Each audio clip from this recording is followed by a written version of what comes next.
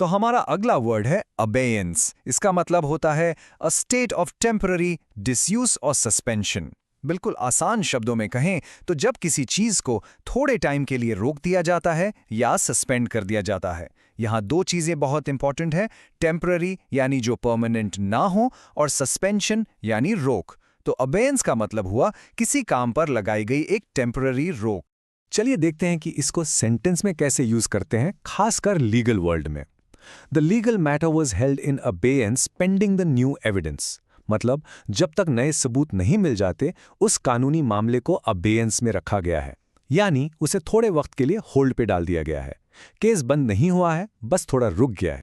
अच्छा, ये शब्द सिर्फ कानूनी मामलों में नहीं बल्कि प्रोजेक्ट्स में भी बहुत इस्तेमाल होता है। जैसे due to funding issues the construction project is in abeyance. इसका साफ मतलब है कि पैसों की कमी के कारण कंस्ट्रक्शन का काम अभी के लिए रोक दिया गया है।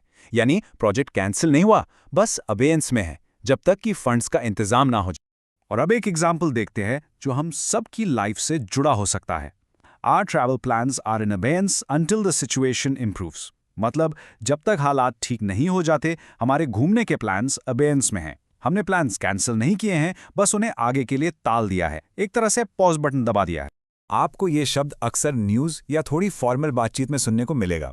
जैसे इस कोर्ट में the treaty has been in abeyance since the diplomatic breakdown last year.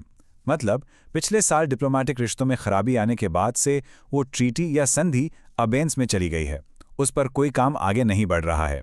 तो आप देख सकते हैं कि कैसे बड़ी बड़ी इंटरनेशनल डील्स भी इस स्टेट में जा सकती है।